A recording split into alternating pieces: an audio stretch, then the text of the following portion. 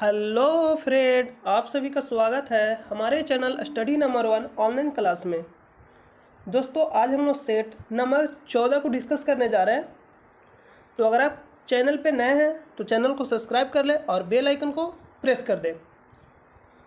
तो चलिए हम लोग वीडियो को शुरू करते हैं और आप हमारे टेलीग्राम चैनल से भी जुड़ जाइएगा। वीडियो के डिस्क्रिप्शन या जहाँ आप कमेंट करते हो वहाँ से भी आपको लिंक मिल जाएगा, तो वहाँ से आप जाकर ज्वाइन कर लीजिएगा। और आप हमारा एक सेकेंड चैनल है जिसका नाम है स्टडी लिंक, वहाँ अभी आपको अभिक्रिया के बारे में पढ़ाया जा रहा है। तो आप अगर 9th 10th जो भी क्लास में पढ़ते हैं जनरल, तो आप वहाँ से अभिक्रिया के बारे में आप पढ़ सकते हैं।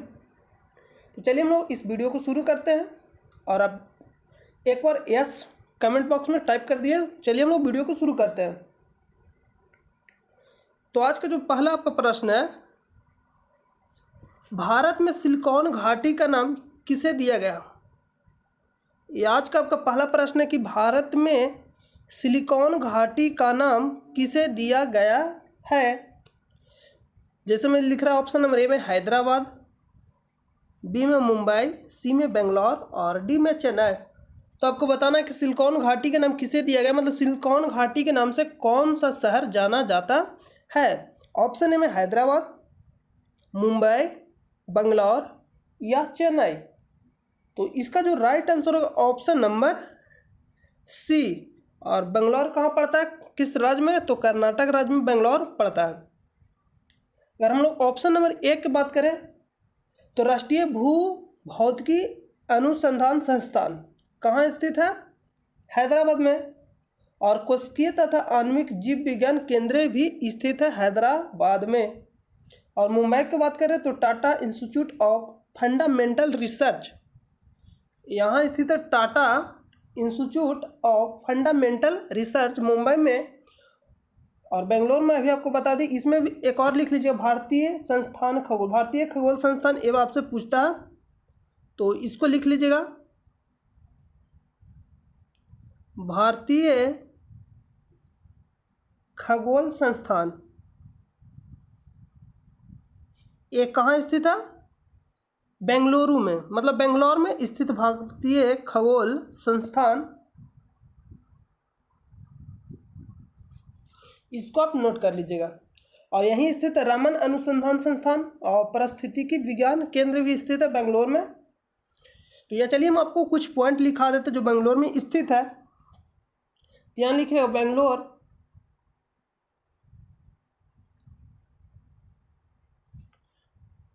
बेंगलोर और बेंगलोर में क्या क्या स्थित है उसके बारे में आप लिख लीजिए। पहले लिखिएगा भारतीय खगोल संस्थान, भारतीय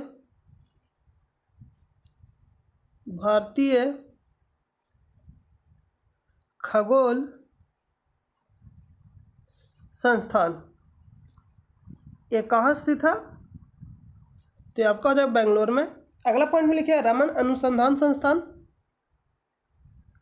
एग्जाम में पूछा जाता है कि रमन अनुसंधान संस्थान कहाँ स्थित है। रमन अनुसंधान संस्थान कहाँ स्थित है? ये भी बेंगलोर में स्थित है। अगला में लिखिए और पारिस्थितिकी विज्ञान,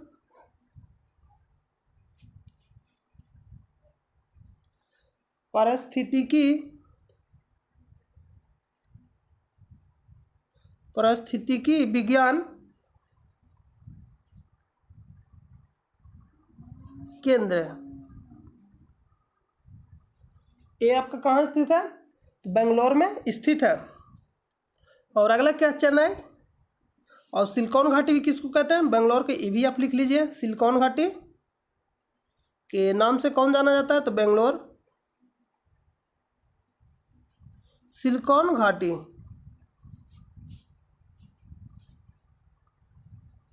सिलिकॉन घाटी किसको बोलते हैं? बेंगलोर को।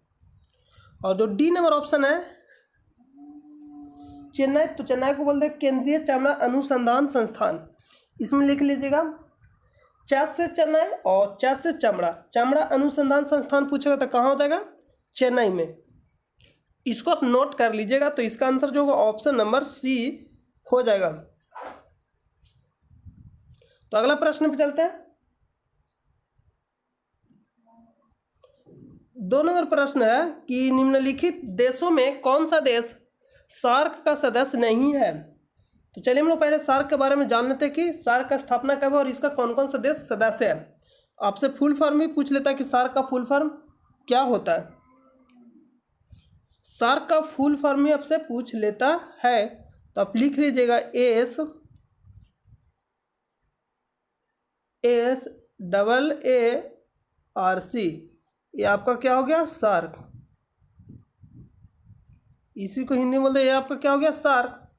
तो इसका जो फुल फॉर्म ही आपसे पूछता है, तो इसका फुल फॉर्म तो south Asian association for regional cooperation. South Asian association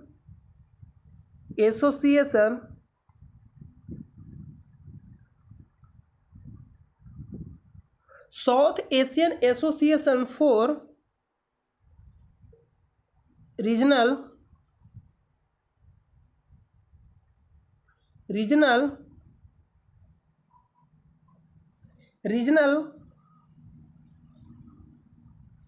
cooperation. ये साउथ का फुल फॉर्म होता है, साउथ बोल रहे, सार्क का यह फुल फॉर्म होता है। और आपसे पूछेगा इसका स्थापना कब हुआ, इसका स्थापना, तो जो स्थापना हुआ था, स्थापना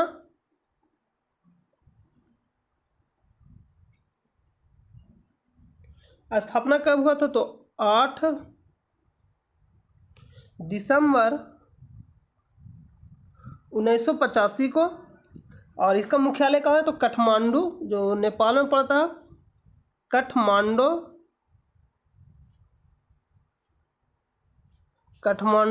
जो कहाँ पड़ता है, नेपाल में। अब बात आती है कि इसका जो सदस्य है कौन कौन सा देश है। तो आप फुल फॉर्म में देख सकते हैं, यहाँ लिखा गया south Asian association for regional cooperation. South कहने का मतलब है साउथ एशियन, मतलब दक्षिण एशियाई।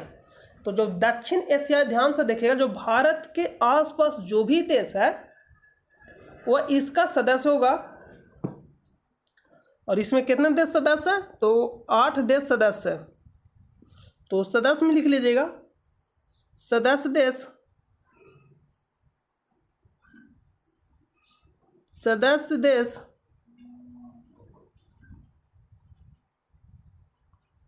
यहाँ लिखिएगा सदस्य देश।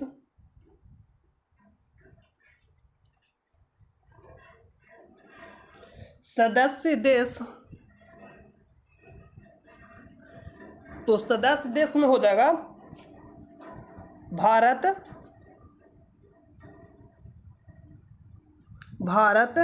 और भारत के जो भी आसपास में है, तो भारत के आसपास में देखिएगा तो पाकिस्तान हो जाएगा, पाकिस्तान, नेपाल भी हो जाएगा, और नेपाल के बाद देखिएगा तो भूटान हो जाएगा, भूटान के बाद देखिएगा कि नीचे श्रीलंका है, तो श्रीलंका भी हो जाएगा, श्रीलंका भी हो जाएगा। और श्रीलंका के बाद देखिएगा तो मालदीव हो जाएगा, मालदीव।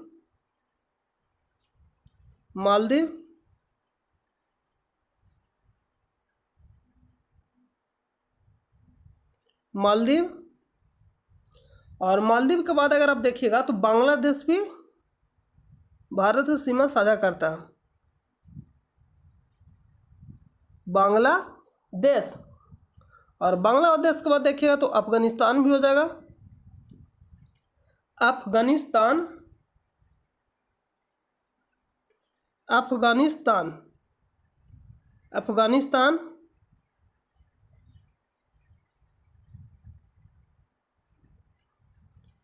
कितने देश है सदस्य, 8 देश है। जो सदस्य 8 सदस्य है, तो यहाँ लिख लीजिए 8 सदस्य। तो यहाँ आपको जो याद रखना, अगर आपसे पूछेगा कि सार्क में कौन कौन सा देश शामिल है, ये भी पूछ सकता है, या पूछेगा कि सार्क का सदस्य कौन सा देश नहीं है, और फुल फॉर्म में पूछेगा स्थापना भी पूछेगा तो बहुत ही ज़्यादा इंपॉर्टेंट है, तो इसको आप याद रखिएगा। 102 बार देखिएगा, नोट कर लीजिएगा, और इसको जब 102 बार पढ़िएगा तो याद हो जाएगा। तो आपको जो ध्यान में रखना है कि कौन सा देश है, तो भारत से जो भी लगे हैं, जैसे में हो गया भारत, तो भारत तो है ही।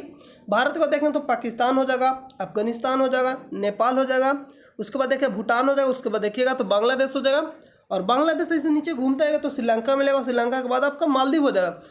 सिर्फ आपको ये ध्यान में रखना है कि म्यांमार इसका सदस्य नहीं है, म्यांमार इसका सदस्य देश नहीं है। और इसका उद्देश्य क्या,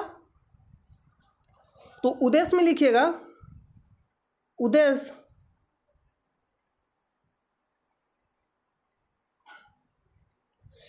में लिखा परस्पर आर्थिक एवं सांस्कृतिक सहयोग को प्रोत्साहित करना, परस्पर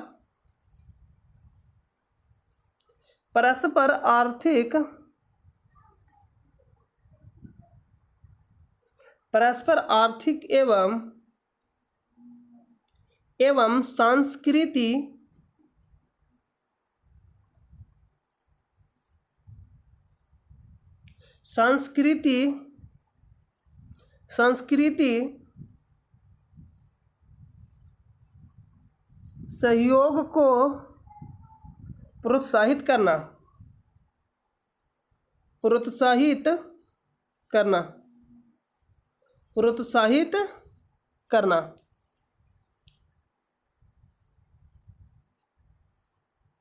प्रोत्साहित करना, इसका उद्देश्य क्या, तो परस्पर आर्थिक और सांस्कृतिक सहयोग को प्रोत्साहित करना इसका उद्देश्य है।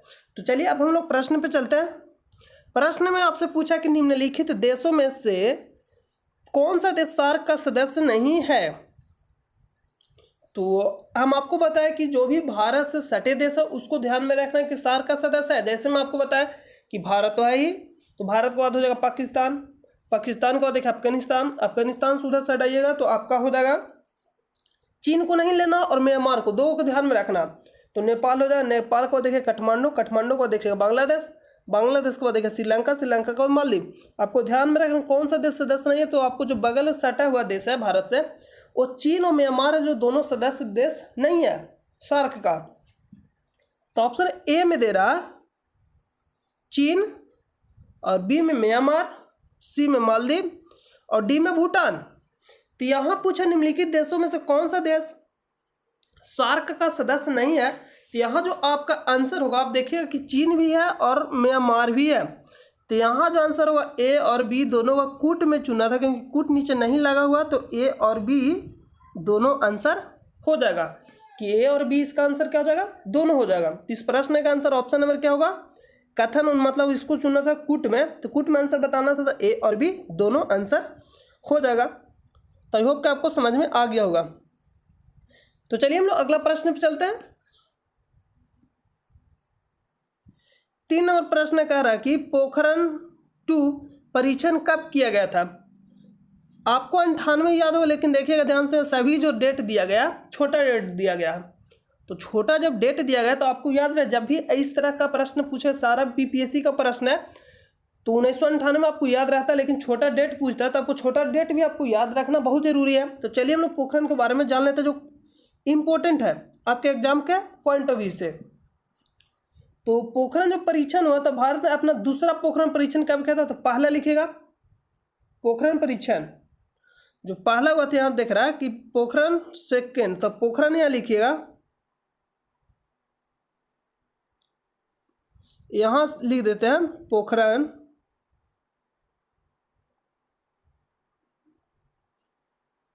प्रथम।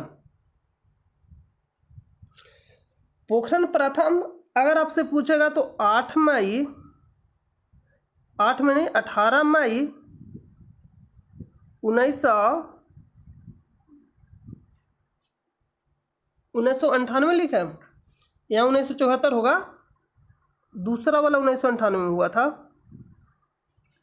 18 मई 1974 को जो प्रथम पोखरण परीक्षण हुआ था वो 18 मई 1974 को हुआ था, और ये कहाँ हुआ था, तो राजस्थान के पोखरण जो जैसलमेर जिला में पड़ता है, ये कहाँ हुआ था? तो राजस्थान के पोखरण में। ये जो आपका हो जाएगा ये कहाँ पड़ता है? तो राजस्थान में पोखरण किस जिला में? तो जिला आपसे नहीं पूछता तो आप लिख भी सकते हैं जैसलमेर। और ये कब हुआ? तो 18 मई 1974 को। 18 मई 1974 को। लेकिन आपसे पूछा सेकेंड पोखरण परीक्षण, तो जो दूसरा हुआ था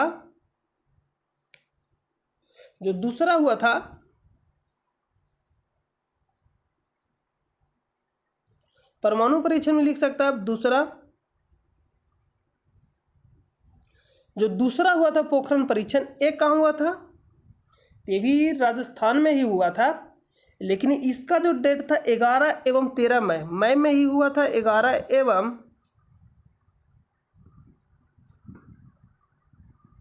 13 मई 1998 में। और इसका जो नाम दिया गया था, क्या दिया गया था? तो ऑपरेशन शक्ति।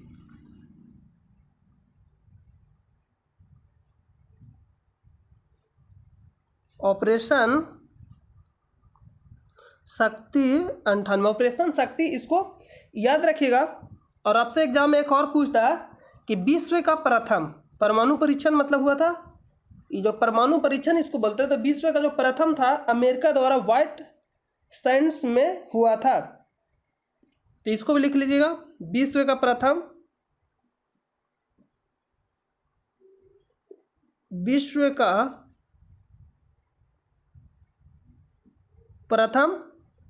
कब हुआ था? तो 1945 में।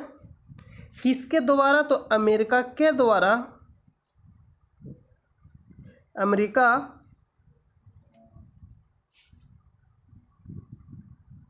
अमेरिका के द्वारा और व्हाइट सैंड्स में। इसको भी लिख लीजिएगा,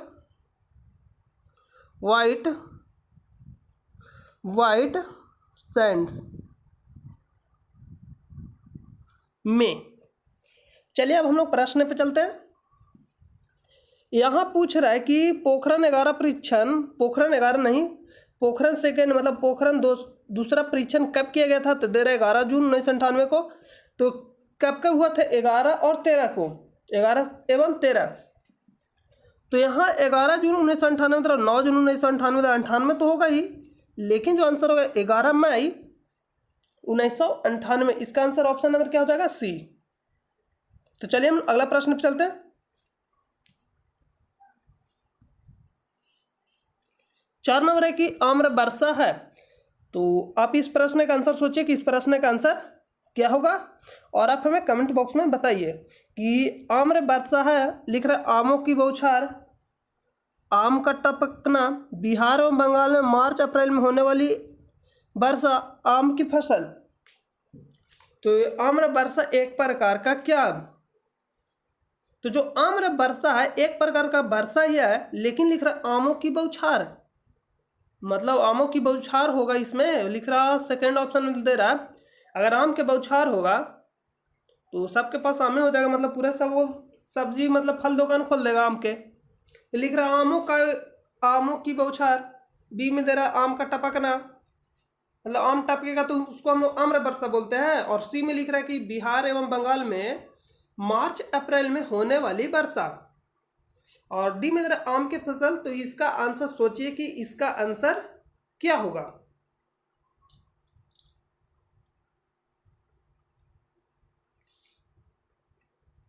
तो इसका जो आंसर होगा ऑप्शन नंबर सी होगा कि बिहार एवं बंगाल में मार्च अप्रैल में होने वाली वर्षा।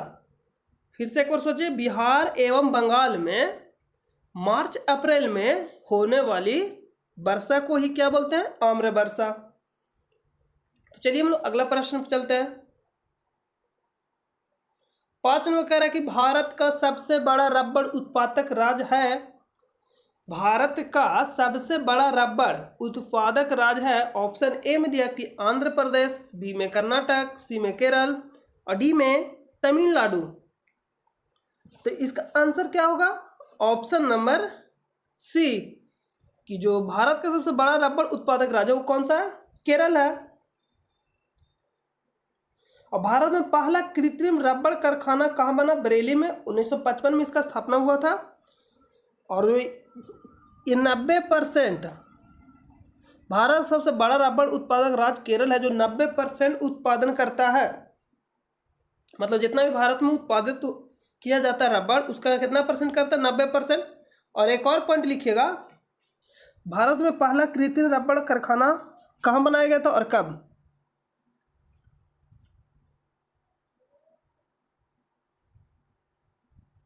भारत में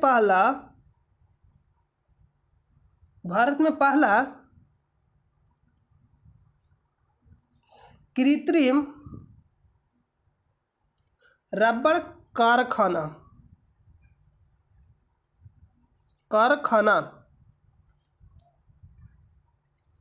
कब बनाया गया था और कहाँ? तो बरेली में। अभी कहाँ पड़ता? यूपी में, बरेली, 1955 में। अब गाना सुने बरेली वाला झुमका, वही। तो ये कहाँ पड़ता है? यूपी में, बरेली, 1955।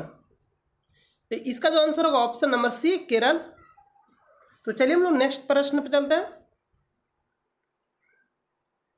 6 नंबर प्रश्न करें कि राष्ट्रीय पर्यावरण शोध संस्थान स्थित है।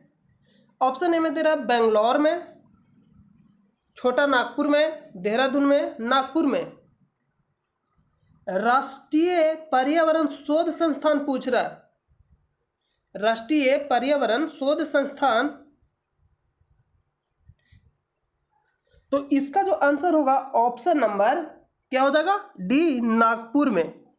ऑप्शन नंबर क्या हो जाएगा? डी, नागपुर में राष्ट्रीय पर्यावरण शोध संस्थान स्थित है। तो इसका जो आंसर होगा ऑप्शन नंबर डी, नागपुर में। और इसका स्थापना कब हुआ था? तो 1958 में। इसका स्थापना कब हुआ था? 1958 में। अब अगर ये जानना चाहिए नागपुर कहाँ पड़ता है, तो महाराष्ट्र में। अगर लेकिन जो देहरादून राष्ट्रीय वन अनुसंधान संस्थान पूछेगा, राष्ट्रीय वन अनुसंधान संस्थान, तो कहाँ हो जाएगा? देहरादून। और अभी बेंगलुरु के बारे में बताया कि भारतीय खगोल संस्थान स्थित कहाँ? बेंगलुरु में। रमन अनुसंधान स्थित कहाँ? तो बेंगलुरु में। और पारिस्थितिकी विज्ञान केंद्र स्थित कहाँ? बेंगलुरु को। और बेंगलुरु के एक और बोलते हैं सिलिकॉन घाटी, उसको क्या बोलते हैं? सिलिकॉन घाटी। और इसको इलेक्ट्रॉनिक शहर भी कहा जाता है बेंगलुरु को। तो इसको नोट पॉइंट लिख लीजिएगा कि सिलिकॉन घाटी और इलेक्ट्रॉनिक शहर किसे कहा जाता है? तो बेंगलुरु को। इसको लिख लीजिएगा। और देहरादून में वन अनुसंधान संस्थान, ये भी बहुत बार पूछा गया है। वन, यहां लिखिएगा वन अनुसंधान संस्थान कहाँ स्थित है भाई मेरे? तो चलिए हम इसको क्लियर करके यहाँ लिख देते हैं। या आप इसको लिख लीजिएगा कि वन अनुसंधान संस्थान स्थित कहाँ? तो देहरादून अनुसंधान संस्थान कहाँ स्थित भाई मेरे? तो देहरादून। अगर आपसे पूछेगा वन अनुसंधान संस्थान तो आंसर होगा देहरादून। अगर आपसे पूछेगा इलेक्ट्रॉनिक शहर किसको बोलते हैं? तो बेंगलुरु को। और सिलिकॉन घाटी के नाम से कौन जाना जाता है? तो बेंगलुरु। और इसका जो आंसर होगा नागपुर में राष्ट्रीय पर्यावरण शोध संस्थान स्थित है। तो इसका आंसर क्या होगा? Option number D. तो चलिए हम लोग अगला प्रश्न की ओर रुख करते हैं। 7 नंबर प्रश्न है कि लंदन में जनरल डायर को किसने गोली मारी थी? लंदन में जनरल डायर को किसने गोली मारी थी? तो आपको मालूम हुआ कि जनरल डायर को गोली क्यों मारा गया था? तो जो जालियांवाला बाग घटित हुआ था, कब घटित हुआ था? तो यहां लिखिएगा जालियांवाला बाग। लिखा दे दीजिए, जो 2-3 पॉइंट उसको हम लिखा देते हैं जो इंपॉर्टेंट है।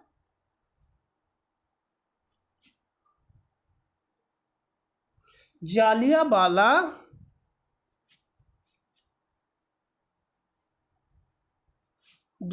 बाग,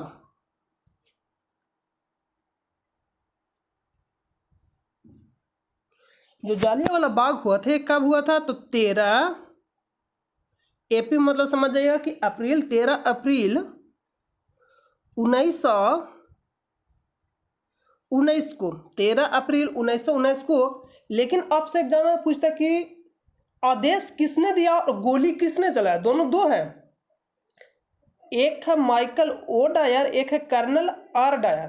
तो एक आदेश दिया था गोली चलाने के लिए, तो आपको पूछता है कि गोली चलाने के लिए, आपसे पूछता है कि गोली चलाने के लिए आदेश किसने दिया और गोली किसने चलाया। तो जो आदेश दिया था वो था माइकल ओ डायर। यहाँ लिख लीजिएगा, यहाँ लिखिएगा माइकल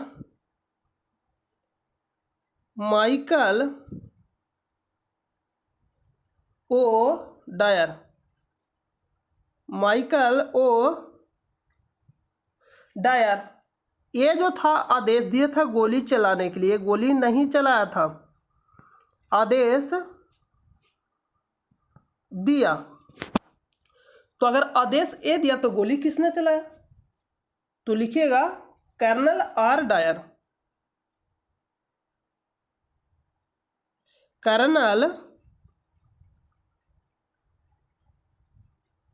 आर डायर यह क्या किया था, तो गोली चलाया था। किसके कहने पे, तो माइकल ओ डायर के कहने पे गोली चलाया। तो आपसे पूछता है कि गोली किसने चलाया, तो कर्नल आर डायर होगा। लेकिन अगर ये नहीं ऑप्शन में रहेगा तो मारेंगे माइकल ओ डायर को। लेकिन अगर आपसे पूछेगा गोली किसने चलाया तो आंसर दीजिएगा कर्नल आर डायर, आंसर अगर ऑप्शन में है तो। अगर पूछेगा आपसे कि आदेश किसने दिया तो आंसर होगा माइकल ओ डायर। अगर माइकल ओ डायर नहीं रहेगा तो सेकेंड आंसर हम लोग चुन सकते हैं कर्नल आर डायर को। यहां आपसे पूछा कि लंदन में जनरल आर डायर को किसने गोली मारी थी, और जनरल आर डायर कौन था, तो आप यहां भी आपको बताया कि जो जनरल आर डायर था वो क्या था, तो गोली चलाया था। और आदेश कौन दिया था, माइकल ओ डायर। तो यहां जो आंसर होगा option number D, Udham Singh ने क्या किया, गोली चला। और कब मारा था, तो 1940 में। कहां जाकर मारा था, तो लंदन में। तो इसका आंसर क्या होगा, ऑप्शन नंबर डी। तो चलिए हम लोग अगला प्रश्न पे चलते हैं। 8 नंबर प्रश्न कह रहा है कि INA की स्थापना हुई, मतलब कब हुई या कहाँ हुई, तो बर्मा में, जापान में, सिंगापुर में, इंग्लैंड में। मतलब इसका स्थापना कहाँ हुआ, तो इसका जो स्थापना हुआ था सिंगापुर में हुआ था। सिंगापुर में इसका स्थापना कहाँ हुआ था, सिंगापुर में।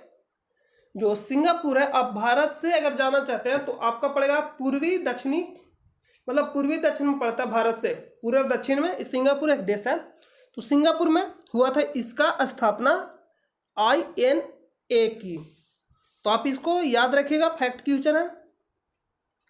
9 नंबर प्रश्न है कि पानी का घनत्व अधिकतम होता है, पानी का घनत्व अधिकतम होता है।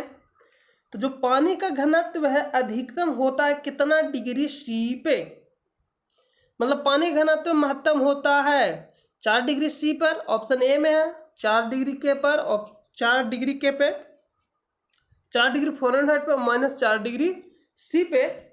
तो इसका आंसर क्या होगा, लिख रहा है कि पानी का घनत्व होता है। तो चलिए हम आपको एक ग्राफ बना देते, तो उससे समझना होगा। ये मान लीजिए कि ग्राफ है, इस ग्राफ में इधर है जो घनत्व है,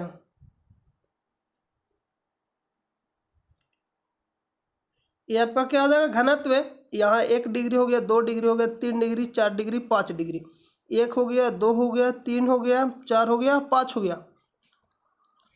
ये आपका क्या हो गया, घनत्व हो गया। तो इसमें आपको बताना है कि यहाँ आपसे प्रश्न पूछा कि पानी का घनत्व अधिकतम होता है, तो जो ये आपका रहेगा इस तरह से रहेगा पैराग्राफ। जो ए आपका पैराग्राफ रहेगा इस तरह से, मतलब रहेगा घनत्व वाला। तो यहाँ मान लीजिए कि 4 डिग्री है, तो 4 डिग्री जो सी पे होगा पानी का घनत्व अधिकतम होगा। तो आपसे पूछता है कि मान लीजिए 0 डिग्री सी से 4 डिग्री सी जाने पे पानी का घनत्व क्या होगा, बढ़ेगा घटेगा। तो यहाँ से जब देखिएगा कि 1 हो गया, 2 हो गया, 3 हो गया, तो 4 तक जब जाएगा तो जो पानी का घनत्व रहेगा बढ़ेगा। लेकिन जैसे ही 4 से नीचे आएगा, मान लीजिए 5, 6, मतलब ऐसा ऐसा आ गया डिग्री सी पे, तो इसका जो घनत्व होगा घटेगा। तो आपसे अगर पूछ दिया कि 10 डिग्री सी पे पानी का घनत्व क्या होगा, तो ऑप्शन मिलेगा पहले बढ़ेगा फिर घटेगा फिर घटेगा फिर बढ़ेगा, मतलब इस तरह से ऑप्शन रहेगा। तो आप देखिएगा कि 0 से 4 जाने में बढ़ता है और 4 से उसके बाद जाएगा तो घटेगा। तो लिखेंगे कि पहले बढ़ेगा फिर घटेगा। लेकिन अगर महत्तम पूछेगा तो 4 डिग्री सी। लेकिन अगर यही आपसे पूछता है और जो आयतन का होगा, तो आयतन का होगा जो इस तरह से होगा पैराग्राफ। 4 डिग्री सी पे सबसे क्या होगा, कम होगा। जो 4 डिग्री सी पे रहेगा सबसे कम क्या होगा, पानी का आयतन 4 डिग्री सी पे।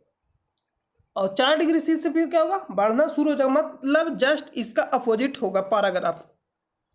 तो यहाँ लिख रहा पानी घनत्व तो अधिकतम होगा 4 डिग्री सी पे। ऑप्शन नंबर ए राइट हो जाएगा। तो चलिए हम अगला प्रश्न में चलते हैं।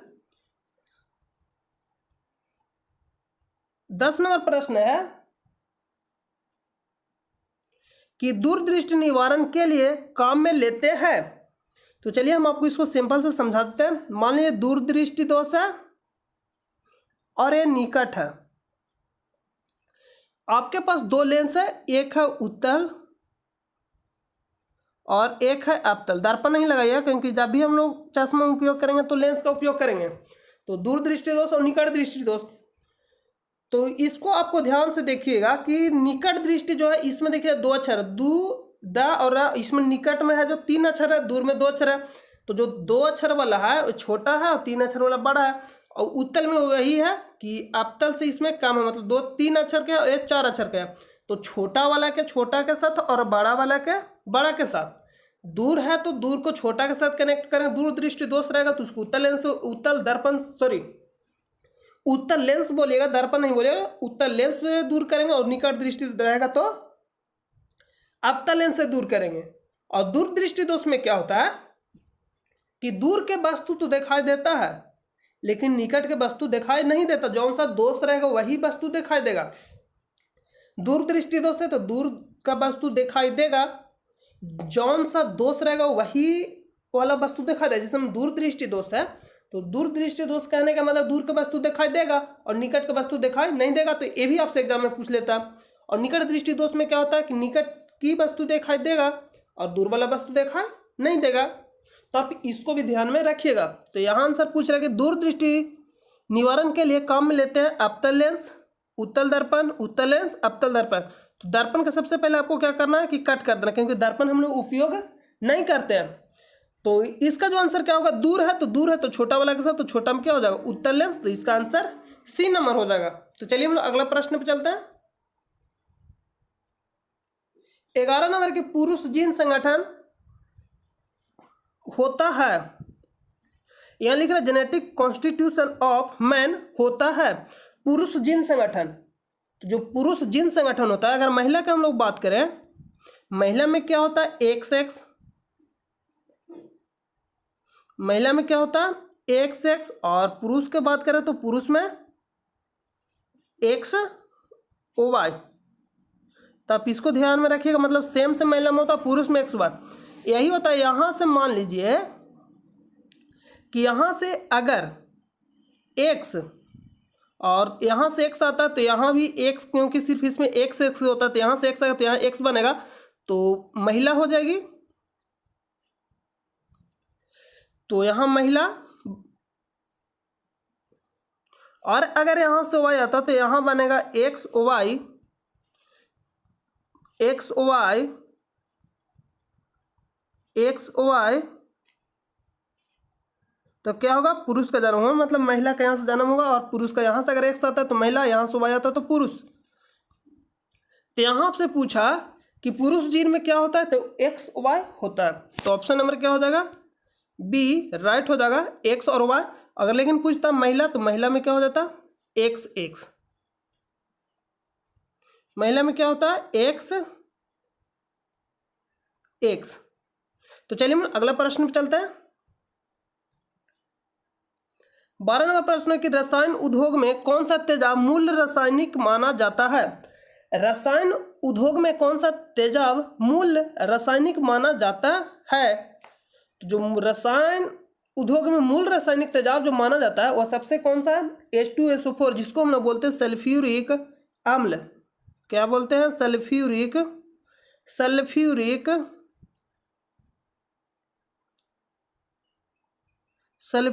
अम्ल। तो ये भी आपसे डायरेक्ट एग्जाम में पूछ लेता कि सल्फ्यूरिक अम्ल का सूत्र क्या होता है, या बैटरी में हम लोग कौन सा अम्ल का उपयोग करते हैं।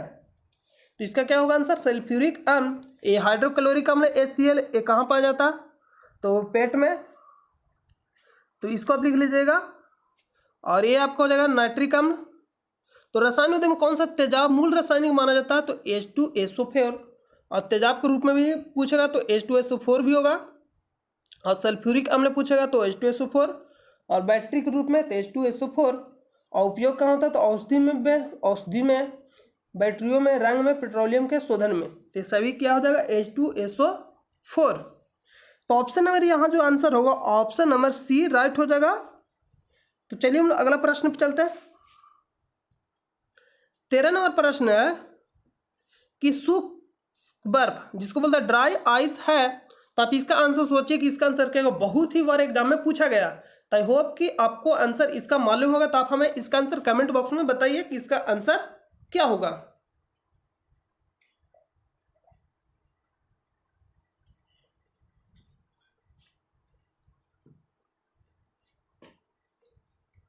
तो आई होप कि इसका आंसर आप सोच लिए होंगे। तो ऑप्शन ए में लिख रहा है ठोस पानी, ठोस कार्बन डाइऑक्साइड, निर्जल बर्फ, ठोस हाइड्रोजन परऑक्साइड। तो जो शुष्क जो बर्फ होता है, जिसको हम बोलते हैं ड्राई आइस, उसको बोलते हैं ठोस कार्बन डाइऑक्साइड। आप इसको याद रखिए क्योंकि बहुत ही ज़्यादा इंपॉर्टेंट है, बहुत बार एग्जाम में पूछा गया।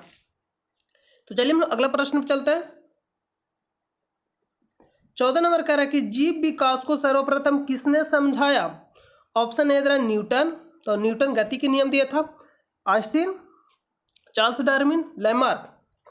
तो आइंस्टीन हो जाएगा, सापेक्षता का सिद्धांत दिया था आइंस्टीन ने, और न्यूटन गति के नियम, और लैमार्क हो जाएगा, और यहाँ से चार्ल्स डार्विन। तो इसका जो आंसर होगा ऑप्शन नंबर, जीव विकास को सर्वप्रथम किसने समझाया? जीव विकास को सर्वप्रथम किसने समझाया? तो इसका जो आंसर होगा Lamarck, option number D. Option number D. तो ऑप्शन नंबर डी हो जाएगा। जो 1800 लिखेगा कि 1809 में प्रकाशित एक पुस्तक हो जिसका नाम क्या था? फिलोसोफिन जूलॉजिक। फिलोसोफिन जूलॉजिक।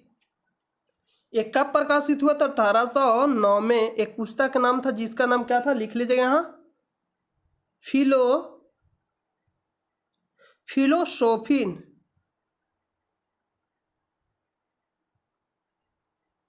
फिलोसोफिन पुस्तक का नाम था फिलोसोफिन जूलॉजिक।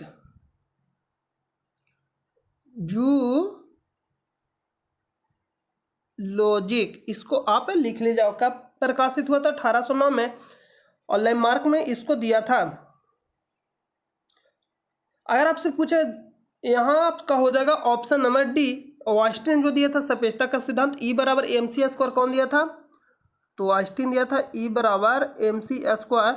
मतलब ऊर्जा को हम लोग द्रव्यमान में चेंज कर सकते हो, द्रव्यमान को ऊर्जा में चेंज कर सकते हो। गति के नियम न्यूटन दिया। तो इसका आंसर क्या हो जाएगा? Option number C. और जो चार्ल्स डार्विन है, डार्विनवाद का प्रतिपादक था। चार्ल्स जो डार्विन था, डार्विनवाद का प्रतिपादक था। तो नाम में छुपा हुआ कि डार्विनवाद का प्रतिपादक कौन है? तो आंसर होगा चार्ल्स डार्विन। तो इसका जो आंसर होगा ऑप्शन नंबर डी। तो चलिए हम लोग अगला प्रश्न पर चलते हैं। 15 नंबर प्रश्न है, प्रयोगशाला में सर्वप्रथम डीएनए का संश्लेषण किया था। यहां लिख रहा प्रयोगशाला में सर्वप्रथम डीएनए का संश्लेषण किया था। डीएनए का संश्लेषण के बारे में लिख रहा है कहाँ? तो प्रयोगशाला में लिख रहा। अगर आपसे पूछे डीएनए का खोज किसने किया, तो आंसर होगा मिलर ने। अगर आपसे पूछेगा, मिल्कन है शायद उसका आंसर। अगर आपसे पूछेगा डीएनए का खोज किसने किया, तो उसका जो आंसर होगा अलग चेंज हो जाएगा। लेकिन यहाँ पूछा प्रयोगशाला में सर्वप्रथम डीएनए का संश्लेषण किया था, तो डीएनए के बारे में आपका जो सेट नंबर आपका हो जाएगा 8 या 9 में बहुत ही ज़्यादा डिटेल से बता दिया गया।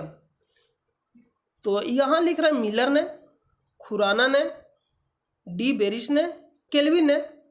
तो केल्विन तो आंसर होगा नहीं, तो यहाँ जो आंसर होगा ऑप्शन नंबर बी, खुराना ने। जो डीएनए होता है, डीएनए असंख्य छोटे छोटे न्यूक्लियोटाइड अणुओं के रासायनिक संयोग के से मतलब बने होते हैं। तो जो डीएनए का जो खोज किया था, संश्लेषण प्रयोगशाला में सर्वप्रथम बार जो डीएनए का संश्लेषण किया था वो कौन किया था? खुराना ने किया था। और जो खुराना हो जाएगा ये आपका आणविक संरचना दिया था। तो चलिए हम लोग अगला प्रश्न पर चलते हैं। 16 नंबर की भगत सिंह, राजगुरु तथा सुखदेव को फांसी दी गई मार्च में मतलब दिया गया था, किस मार्च को दिया गया था? तो 23 मार्च को। किस मार्च को दिया गया था? 23 मार्च को। तो 23 मार्च आप याद रखिएगा, शहीद दिवस भी मनाया जाता है 23 मार्च को। और 23 मार्च 1931 को फांसी दिया गया था तीनों को। कौन कौन थे? तो भगत सिंह, राजगुरु, सुखदेव को फांसी दी गई थी 23 मार्च 1931 को असेंबली में बम फेंकने के लिए। जो मतलब असेंबली में मतलब बम फेंके तो इनका जो मतलब मानना था किसी को नुकसान पहुंचाना नहीं था, सिर्फ मतलब अलर्ट करना था ब्रिटिश शासक को। तो इसलिए इन तीनों को फांसी मतलब दिया गया था। कब दिया गया था? 23 मार्च 1931 को। तो ऑप्शन नंबर सी क्या हो जाएगा? राइट हो जाएगा। तो चलिए हम लोग अगला प्रश्न में चलते हैं। 17 नंबर की भारतीय राष्ट्रीय कांग्रेस के संस्थापक थे एक। तो भारतीय राष्ट्रीय कांग्रेस के बारे में बहुत ही बार बता देगा, पिछले वाले वीडियो में भी बताया गया। पहला ही प्रश्न था जिसमें आपको 15-20 मिनट भारतीय राष्ट्रीय कांग्रेस के ही बारे में बताया गया था, तो आप वहां जाकर देख लीजिएगा। यहाँ आपको हम सीधा सीधे आंसर बता देते हैं। तो भारतीय राष्ट्रीय कांग्रेस का जो स्थापना हुआ था 1885 में हुआ था। और उस समय के जो वाइसरॉय कौन था? लॉर्ड डफरिन था। और ये जो थे आपसे पूरे संस्थापक थे एक। नाम या नहीं पूछा, वो मतलब क्या थे? जैसे मैं दे रहा कि असैनिक सेवक, विज्ञानी थे, सामाजिक कार्यकर्ता थे, मिलिट्री कमांडर थे। तो एक प्रकार के सामाजिक कार्यकर्ता थे। और डफरिन के कहने पर ही कांग्रेस की स्थापना किया था कौन? तो ए.ओ. ह्यूम स्थापना कौन किए थे? तो ए.ओ.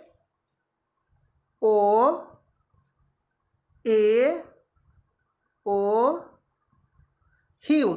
और कब स्थापना हुआ था? 1885 में। और ये कहाँ के निवासी थे? तो स्कॉटलैंड के। और कांग्रेस के पहले महासचिव भी थे। तो आप पिछला वाले वीडियो नहीं देखे हैं तो पिछला वाले वीडियो जाकर देख लीजिएगा। जो पहला प्रश्न था उसमें आपको 15-20 मिनट भी बताया गया था। और इससे भी जब स्टैटिक जीके क्लास शुरू हुआ था वहाँ आपको मैक्सिमम आधा घंटा भारतीय राष्ट्रीय कांग्रेस के बारे में ही बताया, जो भी इंपॉर्टेंट पॉइंट था उसको लिखा दिया गया था। तो आप जाकर देख लीजिएगा। यहाँ जो आंसर होगा ऑप्शन नंबर सी, सामाजिक कार्यकर्ता। ए.ओ. ह्यूम पूछता तो सभी आंसर इसका दे, लेकिन ए.ओ. ह्यूम दिया नहीं। संस्थापक थे एक, मतलब क्या थे? सामाजिक कार्यकर्ता, मिलिट्री कमांडर, विज्ञानी, सैनिक। सभी जो प्रश्न आपका है, जो ये अभी सभी आपका जो प्रश्न है बीपीएससी का प्रश्न, इसलिए इस तरह से घुमा के पूछ रहा। तो ए.ओ. में एक प्रकार के थे सिविल सेवक थे। जो ए.ओ. थे ये क्या थे? सिविल सेवक थे। इसीलिए तो यहाँ लिखा है सामाजिक कार्यकर्ता, सिविल सेवक थे।